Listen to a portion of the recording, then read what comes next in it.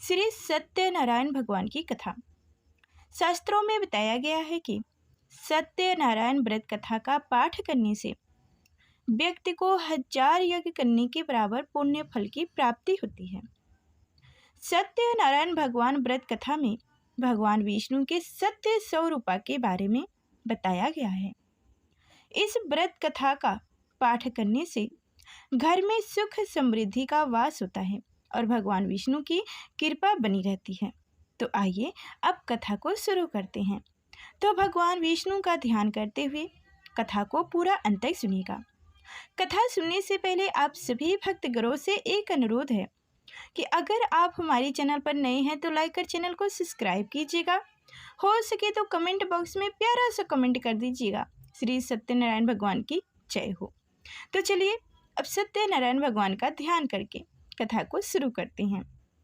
एक समय की बात है, निवर्षी तीर्थ में सैनिका आदि 28,000 ऋषियों ने श्री सूत जी से पूछा, हे प्रभु, इस कलयुग में वेद विधा रहित मनुष्यों को प्रभु भक्ति किस प्रकार मिल सकती है तथा उनका उद्धार कैसे होगा।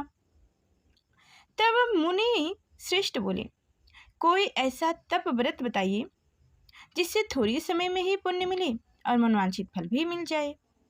इस प्रकार की कथा सुनने की हम इच्छा रखते हैं।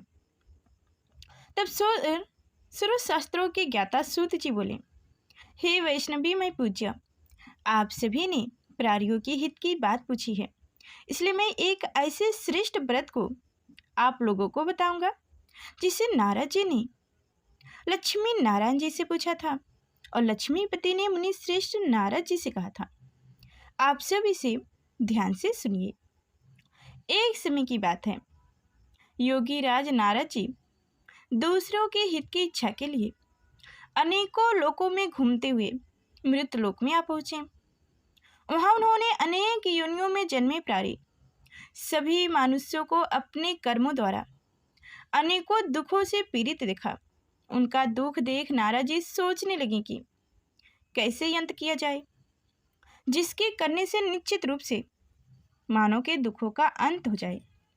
इसी विचार पर मनन करते हुए वह विष्णु लोक में गए। वहाँ वह देवों के ईश्वर भगवान नारायण की स्तुति करने लगे, जिनके हाथों में शंख, चक्र, गदा और पद्म थे। गले में वरमाला पहने हुए थे। स्तुति करते हुए नारद जी बोले, हे भगवान, आप अत्यंत शक्ति से संपन्न हैं। मन तथा बारी भी आपको नहीं पा सकती। आपका आदि, मध्य तथा अंत नहीं है। निर्गुण स्वरूप सृष्टि के कारण भक्तों के दुख को दूर करने वाले आपको मेरा नमस्कार है। नारद जी की स्तुति सुन भगवान विष्णु बोले, हे मुनिश्रेष्ठ, आपके मन में क्या बात है? आप किस काम के लिए पधारे हैं, उसे निसंकोच होकर कहो। इस पर नारद मुनि बोले कि मृत लोक में अनेक योनियों में जन्मे मनुष्य अपने कर्मों के द्वारा अनेकों दुख से दुखी हो रहे हैं। हे नाथ, आप मुझ पर दया रखते हो तो बताइए कि वो मनुष्य थोड़े प्रयास से ही अपने दुखों से कैसे छुटकारा पा सकते हैं। तब श्री हरि बोले, हे नारद, मनुष्यों की भलाई के लिए तुमने बहुत अच्छी बात पूछी है। जिसके करने से मनुष्य मोह से छूट जाता है, वह बात मैं कहता हूँ, उसे सुनो। स्वर्गलोक एवं मृतलोक दोनों में एक दुर्लभ उत्तम व्रत है जो पुण्य देने वाला है। आज प्रेमवश होकर मैं उसे तुमसे कहता हूँ। श्री सत्यनारायण भगवान का यह व्रत अच्छी तरह विधान पूर्वक करके मनुष्य तुरंत ही यहाँ सुख भोग कर मरने पर मोक्ष पाता है। श्री हरि के वचन सुनकर नारद जी बोले कि उस व्रत का फल क्या है और उसका विधान क्या है। यह व्रत किसने किया था, इस व्रत को किस दिन करना चाहिए, सभी कुछ विस्तार से बताइए।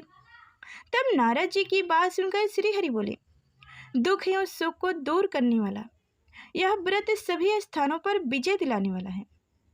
मानव को भक्ति एवं श्रद्धा के साथ शाम को श्री सत्यनारायण की पूजा धर्म प्रायण होकर ब्राह्मणों एवं बंधुओं के साथ करनी चाहिए। भक्ति भाव से ही नैवेद्य, केले का फल, घी, दूध और गेहूं का आटा सवाई लें। गेहूं के स्थान पर साठे का आटा, शक्कर तथा गुड़ लेकर इन सभी भक्ष्य योग्य पदार्थों को मिलाकर भगवान का भोग लगाएं।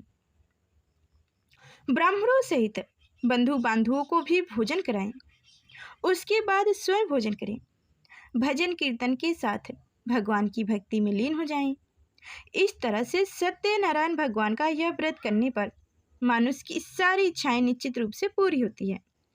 इस कलिकाल अर्थात कलयुग में मृत लोक में मोक्ष का यही एक सरल उपाय बताया गया है। इस तरह से श्री सत्यनारायण व्रत कथा का प्रथम अध्याय संपन्न हुआ। श्रीमन नारायण नारायण नारायण, भजमन नारायण नारायण नारायण। श्री सत्यनारायण भगवान की जय हो। तो अब सुनते हैं श्री सत्यनारायण कथा का दूसरा अध्याय। फिर सूत जी बोले, हे ऋषियों, जिसने पहले समय में इस व्रत को किया था उसका इतिहास कहता हूँ, ध्यान से सुनो। सुंदर काशीपुरी नगर में एक अत्यंत निर्धन ब्राह्मण रहता था। भूख प्यास से परेशान वह धरती पर घूमता रहता था। ब्राह्मणों से प्रेम करने वाले भगवान ने एक दिन ब्राह्मण का वेश धारण कर उसके पास जाकर पूछे, हे विप्र, नित्य दुखी होकर तुम पृथ्वी पर क्यों घूमते हो? दिन ब्राह्मण बोला, मैं निर्धन ब्राह्मण हूँ, भिक्षा के लिए धरती पर घूमता हूँ। हे भगवान, यदि आप इसका कोई उपाय जानते हो तो बताइए। वृद्धा ब्राह्मण कहता है कि सत्यनारायण भगवान मनवांछित फल देने वाले हैं, इसलिए तुम उनका पूजन करो। इसे करने से मनुष्य सभी दुखों से मुक्त हो जाता है। वृद्धा ब्राह्मण बनकर आए सत्यनारायण भगवान उस निर्धन ब्राह्मण को व्रत का सारा विधान बताकर अंतर्ध्यान हो गए। ब्राह्मण मन ही मन सोचने लगे कि जिस व्रत को वृद्धा ब्राह्मण करने को कह गए हैं मैं उसे जरूर करूंगा। यह निर्णय करने के बाद उसे रात में नींद नहीं आई। वह सवेरे उठकर सत्यनारायण भगवान का व्रत का निर्णय करके भिक्षा के लिए चला गया। उस दिन निर्धन ब्राह्मण को भिक्षा में बहुत धन मिला, जिससे उसने बंधु बांधवों के साथ मिलकर श्री सत्यनारायण भगवान का व्रत संपन्न किया। भगवान सत्यनारायण का व्रत संपन्न करने के बाद वह निर्धन ब्राह्मण सभी दुखों से छूट गया और अनेक प्रकार की संपत्तियों से युक्त हो गया। उसी समय से यह ब्राह्मण हर माह इस व्रत को करने लगा। इस तरह से सत्यनारायण भगवान के व्रत को जो मनुष्य करेगा वह सभी प्रकार के पापों से छूटकर मोक्ष को प्राप्त होगा। जो मनुष्य इस व्रत को करेगा वह भी सभी दुखों से मुक्त हो जाएगा। सूत जी बोले कि इस तरह से नारायण जी का कहा हुआ श्री सत्यनारायण व्रत को मैंने तुमसे कहा। हे विप्र, मैं अब और क्या कहूँ? ऋषि बोले, हे मुनिवर, संसार में उस विप्र से सुनकर और किसने इस व्रत को किया, हम सब इस बात को सुनना चाहते हैं। इसके लिए हमारे मन में श्रद्धा का भाव है। तब से सूत जी बोले, हे मुनियों, जिसने इस व्रत को किया है वह सब सुनो। एक समय वही विप्र धन और ऐसो अनुसार अपने बंधु बांधवों के साथ इस व्रत को करने को तैयार हुआ। उसी समय एक लकड़ी बेचने वाला बूढ़ा आदमी आया और लकड़ियां बाहर रखकर अंदर ब्राह्मण के घर में गया। प्यास से दुखी हुआ लकड़हारा उनको व्रत करते देख विप्र को नमस्कार कर पूछने लगा कि आप यह क्या कर रहे हो तथा इसे करने से क्या फल मिलेगा, कृपया मुझे भी बताइए। ब्राह्मण ने कहा कि सब मनोकामनाओं को पूर्ण करने वाला यह सत्यनारायण भगवान का व्रत है। इनकी कृपा से ही मेरे घर में धन्य धान आदि की वृद्धि हुई है। विप्र से सत्यनारायण व्रत के बारे में जानकर लकड़हारा बहुत प्रसन्न हुआ। चना अमृत लेकर यह प्रसाद खाने के बाद वह अपने घर लकड़हारे ने गया। अपने मन में संकल्प किया कि आज लकड़ी बेचने से जो धन मिलेगा उसी से श्री सत्यनारायण भगवान का उत्तम व्रत करूंगा। मन में इस विचार को ले बूढ़ा आदमी सिर पर लकड़ियां रखकर उस नगर में बेचने गया जहाँ धनी लोग ज्यादा रहते थे। उस नगर में उसे अपनी लकड़ियों का दाम पहले से 4 गुना अधिक मिलता है। बूढ़ा प्रसन्नता के साथ दाम लेकर केले, शक्कर, घी, दूध, दही और गेहूं का आटा ले और सत्यनारायण भगवान के व्रत की अन्य सामग्रियां लेकर अपने घर गया। वहां उसने अपने बंधुओं को बुलाकर विधि विधान से सत्यनारायण भगवान का पूजन और व्रत किया।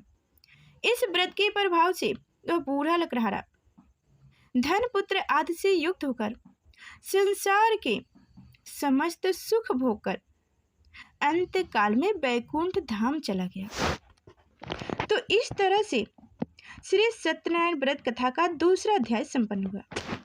श्रीमन्नारायण नारायण नारायण, भजमन नारायण नारायण नारायण। श्री सत्यनारायण भगवान की जय हो। तो अब सुनेंगे श्री सत्यनारायण कथा का तीसरा अध्याय। सूत जी बोले, हे श्रेष्ठ मुनियों, अब आगे की कथा कहता हूँ। पहले समय में उल्खा मुख नाम का एक बुद्धिमान राजा था। वह सत्ययुक्त और जितेंद्रिय था। प्रतिदिन देव स्थानों पर जाता और निर्धनों को धन देकर उनके कष्ट दूर करता था। उसकी पत्नी कमल के समान मुख्य वाली तथा सती साध्वी थी। भद्रशिला नदी के तट पर उन दोनों ने श्री सत्यनारायण भगवान का व्रत किया। उसी समय साधु नाम का एक वैश्य आया। उसके पास व्यापार करने के लिए बहुत सा धन भी था। राजा को व्रत करते देखकर वह विनय के साथ पूछने लगा, हे राजन, भक्ति भाव से पूर्ण होकर आप यह क्या कर रहे हो? मैं सुनने की इच्छा रखता हूँ, तो आप मुझे बताइए। राजा बोले, हे साधु, अपने बंधुओं के साथ पुत्र आदि की प्राप्ति के लिए हम महाशक्तिमान श्री सत्यनारायण भगवान का व्रत एवं पूजन कर रहा हूँ। राजा के वचन सुनकर साधु अंदर से बोला, हे राजन, मुझे इस व्रत का सारा विधान कहिए। आपके कथानुसार मैं भी इस व्रत को करूँगा। मेरी भी संतान नहीं है और इस व्रत को करने से निश्चित रूप से मुझे संतान की प्राप्ति होगी। राजा से व्रत का सारा विधान सुनकर व्यापार से निर्वित होकर वह अपने घर गया। साधु वैश्य ने अपनी पत्नी को संतान देने वाले इस व्रत का वर्णन कर सुनाया और कहा कि जब मेरी संतानें होगी तब मैं इस व्रत को करूंगा। साधु ने इस तरह के वचन अपनी पत्नी लीलावती से कहे। एक दिन लीलावती पति के साथ आनंदित होकर सांसारिक धर्म में प्रवृत्त होकर सत्यनारायण भगवान की कृपा से गर्भवती हो गई। 10वें महीना में उनके गर्भ से एक सुंदर कन्या ने जन्म लिया। दिनों दिन वह ऐसे बढ़ने लगी जैसे कि शुक्ल पक्ष का चंद्रमा बढ़ता है। माता पिता ने अपनी कन्या का नाम कलावती रखा। एक दिन कलावती ने मीठे शब्दों में अपने पति को याद दिलाया कि आपने सत्यनारायण भगवान के जिस व्रत को करने का संकल्प किया था उसे करने का समय आ गया है। आप इस व्रत को करिए।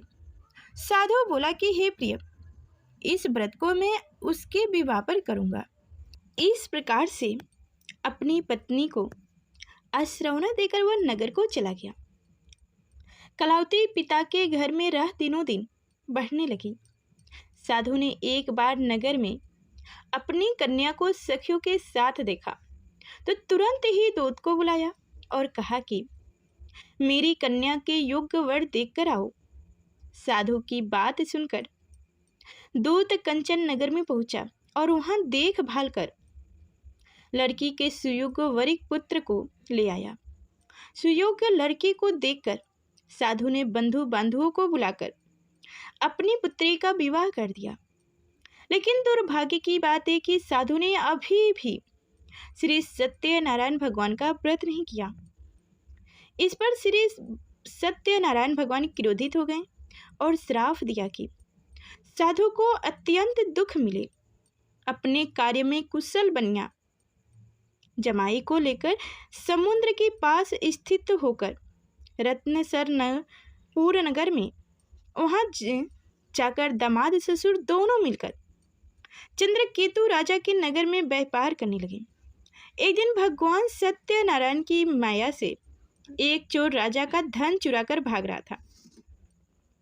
उसने राजा के सिपाहियों को अपना पीछा करते देख चुराया हुआ धन वहां रख दिया जहां साधु अपने जमाई के साथ ठहरा हुआ था।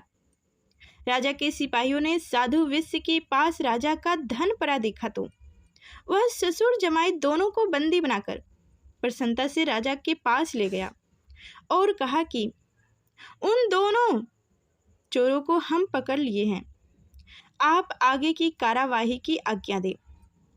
राजा की आज्ञा से उन दोनों को कठिन कारागार में डाल दिया गया और उनका सारा धन भी उनसे छीन लिया गया।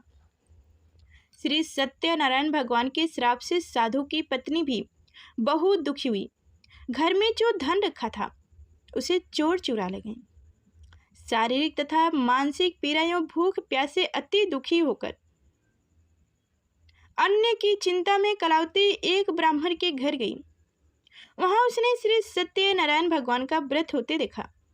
फिर वह कथा भी सुनी और प्रसाद ग्रहण कर रात्र को घर वापस आई। माता ने कलावती से पूछा कि हे पुत्री, अब तक तुम कहाँ थी, तेरे मन में क्या है? कलावती ने अपनी माता से कहा, हे माता, मैंने एक ब्राह्मण के घर में श्री सत्यनारायण भगवान का व्रत देखा है। कन्या के वचन सुनकर लीलावती भगवान के पूजन की तैयारी करने लगी। लीलावती ने परिवार एवं बंधुओं सहित सत्यनारायण भगवान का पूजन किया और उसने वरदान मांगा कि मेरे पति तथा जमाई शीघ्र घर आ जाएं। साथ ही यह भी प्रार्थना की कि हम सबका अपराध क्षमा करें। श्री सत्यनारायण भगवान इस व्रत से संतुष्ट हो गए और राजा चंद्रकेतु को स्वप्न में दर्शन देकर कहा, हे राजन, तुम उन दोनों वेश्यों को छोड़ दो और तुमने उनका जो धन लिया है उसे वापस कर दो। अगर तुमने ऐसा नहीं किया तो मैं तुम्हारा धन, राज्य एवं संतान सभी को नष्ट कर दूंगा। राजा को यह सब कहकर भगवान अंतर ध्यान हो गए। प्राप्त काल सभा में राजा ने अपना सपना सुनाया। फिर बोले कि वरिक पुत्रों को कद से मुक्त कर सभा में लाओ। दोनों ने आते ही राजा को प्रणाम किया। राजा मीठी वारी में बोला, हे महामुनि भाइयों, भाग्यवश ऐसा कठिन दुख तुम्हें प्राप्त हुआ है, लेकिन अब तुम्हें कोई भय नहीं है। ऐसा कह राजा ने उन दोनों को नए वस्त्र आभूषण भी पहनाया और जितना धन उनका लिया था उससे दोगुना धन वापस कर दिया। दोनों वेश्य अपने घर को चल दिए। इस तरह से सत्यनारायण व्रत कथा का तीसरा अध्याय संपन्न हुआ।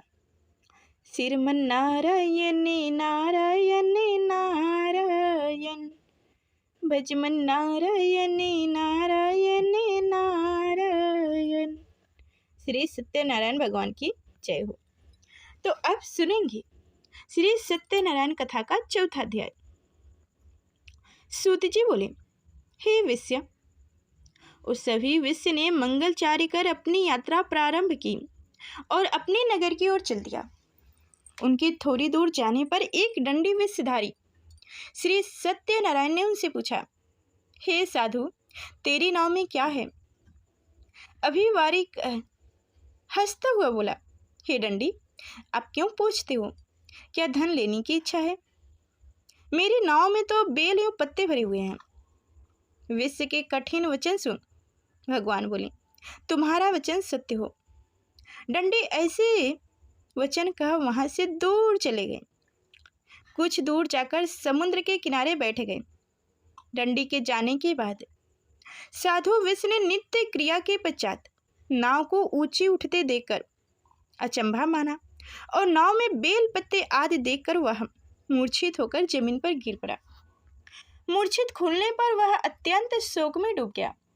तब उसका दामाद बोला कि आप शोक न मनाइए, यह दंडी का श्राप है, इसलिए हमें उनकी शरण में जाना चाहिए, तभी हमारी मनोकामनाएं पूर्ण होगी। दामाद की बातें सुनकर वह दंडी के पास पहुंचा और अत्यंत भक्ति भाव से नमस्कार करके बोला, मैंने आपसे जो असत्य वचन कहे थे उनके लिए मुझे क्षमा दें। ऐसा कहकर महान शोक दूर हो रोने लगा। तब दंडी भगवान बोले, हे वरी पुत्र, मेरी आज्ञा से बार बार तुम्हें दुख प्राप्त हुआ है, तो मेरी पूजा से विमुख हुआ है। साधु बोला, हे भगवान, आपकी माया से ब्रह्मा आदि देवता भी आपको, आपके रूप को नहीं जानते, तब मैं अज्ञानी कैसे जान सकता हूँ? आप प्रसन्न होइए। अब मैं सामर्थ्य के अनुसार आपकी पूजा करूँगा। मेरी रक्षा करो और पहले के समान नाव में धन भर दो। साधु वेश्य के भक्ति पूर्वक वचन सुनकर भगवान प्रसन्न हो गए और उसकी इच्छानुसार वरदान देकर अंतर ध्यान हो गए। ससुर जमाई जब नाव पर आए तो नाव धन से भरी हुई थी। फिर वह अपने अन्य साथियों के साथ सत्यनारायण भगवान का पूजन कर अपने नगर को चल दिए। जब नगर के नजदीक पहुंचे तो दूत को घर पर खबर करने के लिए भेज दिया। दूत साधु की पत्नी को प्रणाम कर कहता है कि मालिक अपने दामाद सहित नगर के निकट आ गए हैं। दूत की बातें सुनकर साधु की पत्नी लीलावती ने बड़े हर्ष के साथ सत्यनारायण भगवान का पूजन कर अपनी पुत्री कलावती से कहा कि मैं अपने पति के दर्शन को चाहती हूँ, तू कार्य पूर्ण कर शीघ्र आ जा। माता के ऐसे वचन सुनकर कलावती जल्दी में प्रसाद छोड़कर अपने पति के पास चली गई। प्रसाद के अवहेलना के कारण श्री सत्यनारायण भगवान रुष्ट हो गए और नाव सहित उनके पति को पानी में डुबो दिए। कलावती अपने पति को वहां न पाकर रोती हुई जमीन पर गिर गई। नाव को डूबा हुआ देख वह कन्या को रोता देख साधु दुखी होकर बोला कि हे प्रिय, हे प्रभु, मुझसे तथा मेरे परिवार से जो भूल हुई है उसे क्षमा करें। साधु के दीन वचन सुनकर श्री सत्यनारायण भगवान प्रसन्न हो गए और आकाशवाणी हुई, हे साधु, तेरी कन्या मेरे प्रसाद को छोड़कर आई है, इसलिए उसका पति अदृश्य हो गया है। यदि वह घर जाकर प्रसाद खाकर लौटती है तो उसे उसका पति अवश्य मिल जाएगा। ऐसी आकाशवाणी सुनकर कलावती घर पहुंचकर प्रसाद ग्रहण करती है और फिर आकर अपने पति के दर्शन करती है। उसके बाद साधु अपने बंधु बांधवों सहित श्री सत्यनारायण भगवान का विधि विधान से पूजन करता है तथा इस लोक में सुख भोग कर वह अंत में स्वर्ग को जाता है। इस तरह से श्री सत्यनारायण व्रत कथा का चौथा अध्याय संपन्न हुआ। श्रीमन नारायण नारायण नारायण, भजमन नारायण नारायण नारायण। श्री सत्यनारायण भगवान की जय हो। तो अब सुनेंगे श्री सत्यनारायण कथा का 5वां अध्याय। फिर सूत जी बोले, हे ऋषियों, मैं उन और भी एक कथा सुनाता हूँ, उसे भी ध्यानपूर्वक सुनो। प्रजा पालन में लिंग तुंगध्वज नाम का एक राजा था। उसने भी भगवान का प्रसाद त्याग कर बहुत ही दुख सहन किया था। एक बार वन में जाकर अन्य पशुओं को मारकर वह पेड़ के नीचे खड़ा हो गया। वहां उसने ग्वालों को भक्ति भाव से अपने बंधुओं सहित सत्यनारायण भगवान का पूजन करते देखा। अभिमानवश राजा ने उन्हें देखकर भी पूजा स्थल पर नहीं गया और ना ही उसने भगवान को नमस्कार किया। ग्वालों ने राजा को प्रसाद दिया, लेकिन उसने वह प्रसाद नहीं खाया और प्रसाद को वहीं छोड़ वह अपने नगर को चला गया। जब वह नगर में पहुंचा तो वहां सब कुछ तहस नहस हुआ पाया। तो वह शीघ्र ही समझ गया कि यह सब भगवान ने ही किया है।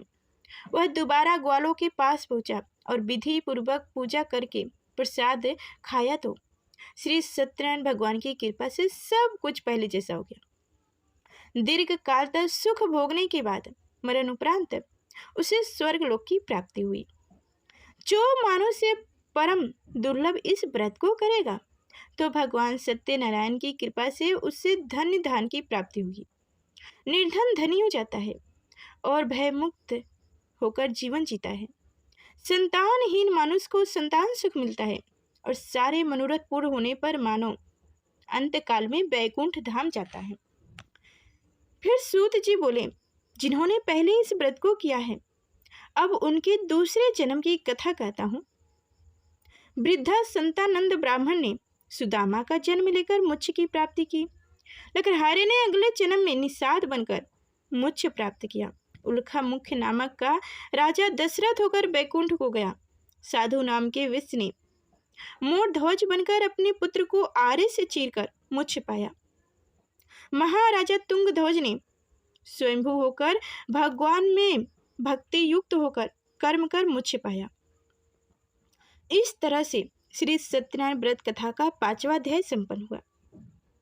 श्रीमन नारायण नारायण नारायण, भजमन नारायण नारायण नारायण। श्री सत्यनारायण भगवान की जय हो। तो प्रिय भक्ति करो। उम्मीद करती हूँ कि आज की हमारी कथाएं आप सभी को अच्छी लगी होगी। तो लाइक और चैनल को सब्सक्राइब करें। फिर मिलते हैं अगले नेक्स्ट वीडियो में। तब तक के लिए धन्यवाद।